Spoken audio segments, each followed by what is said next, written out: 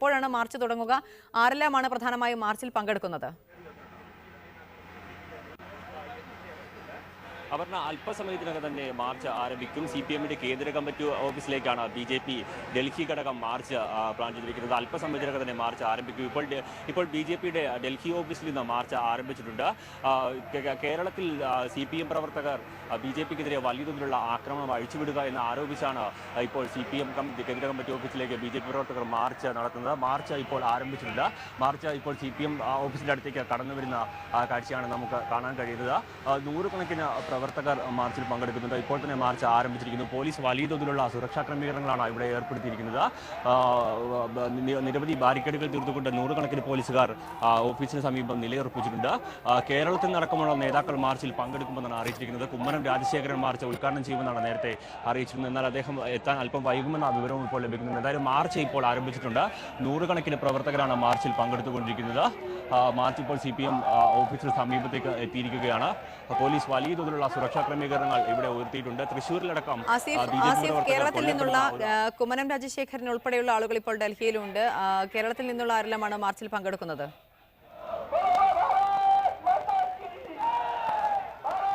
കേരളത്തിൽ നിന്നുള്ള പ്രവർത്തകർ മാർച്ചിൽ പങ്കെടുക്കുമെന്നാണ് അറിയിച്ചത്. കുമ്മനം രാജശേഖരൻ മാർച്ച് ഉദ്ഘാടനം ചെയ്യുമെന്നാണ് നേരത്തെ അറിയിച്ചിരിക്കുന്നത്. ഇപ്പോൾ മാർച്ച് പോലീസ് ബാരിക്കേഡുകൾ തകർത്തുകൊണ്ട് മാർച്ച് മുന്നോട്ട് വരുന്ന ഒരു കാഴ്ചയാണ് നമുക്ക് കാണാൻ കഴിയുന്നത്. പോലീസ് തീർത്ത ആദ്യത്തെ ബാരിക്കേഡ് ഇപ്പോൾ പൂർണ്ണമായും തകർത്തിരിക്കുന്നു. മാർച്ച് അക്രമാസക്തമാകാനുള്ള എല്ലാ ലക്ഷണങ്ങളും ഇപ്പോൾ നിലനിൽക്കുന്നുണ്ട്. പോലീസ് ബാരിക്കേഡുകൾ തകർത്തുകൊണ്ട് മാർച്ച് മുന്നേറിക്കൊണ്ടിരിക്കുകയാണ്. നൂറുകണക്കിന് പ്രവർത്തകരാണ് മാർച്ചിൽ പങ്കെടുത്തുകൊണ്ടിരിക്കുന്നത്. വലിയ തോതിലുള്ള സുരക്ഷാ സന്നാഹങ്ങൾ പോലീസ് ഏർപ്പെടുത്തിയിട്ടുണ്ടെങ്കിലും അതെല്ലാം തകർത്തുകൊണ്ട് മാർച്ചുമായി പ്രവർത്തകർ മുന്നോട്ട് വരുന്ന കാഴ്ചയാണ് കാണുന്നത്. ആദ്യത്തെ ബാരിക്കേഡുകൾ പൂർണ്ണമായും തകർത്തുകൊണ്ട് BJP പ്രവർത്തകർ ഇപ്പോൾ രണ്ടാമത്തെ ബാരിക്കേഡുകൾ തകർക്കാനുള്ള ശ്രമമാണ് നടത്തിക്കൊണ്ടിരിക്കുന്നത്.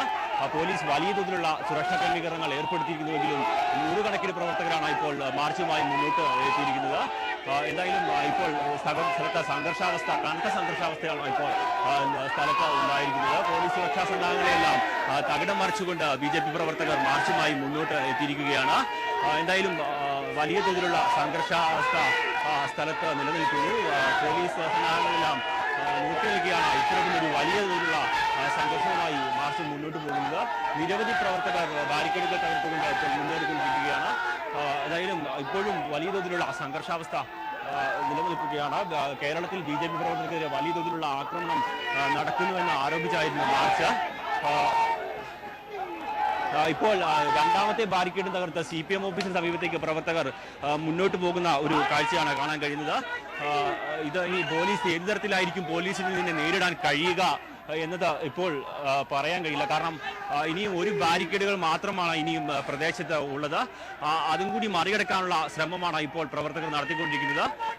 വലിയ CPM ഓഫീസിന്റെ സമീപത്തും നിലയുറപ്പിച്ചിട്ടുണ്ട്. മാർച്ച് എന്തായാലും ഇപ്പോൾ പൂർണ്ണമായും അക്രമാസക്തമായി കഴിഞ്ഞു. എല്ലാ ബാരിക്കേഡുകൾ തകർത്ത പ്രവർത്തകർ രണ്ട് ഭാഗത്തു നിന്ന് പ്രവർത്തകർ മുന്നേറിക്കൊണ്ടിരിക്കുകയാണ്. ഇനിയും പോലീസിന് ഇത് ഏതു തരത്തിൽ നേരിടാൻ കഴിയുമെന്ന് പറയാൻ കഴിയില്ല. കാരണം വളരെ പ്രവർത്തകരെ നേരിടാൻ കഴിയുന്നത് വളരെ കുറച്ച് പോലീസ് മാത്രമാണ് സ്ഥലത്തുള്ളത്. ഇവരെ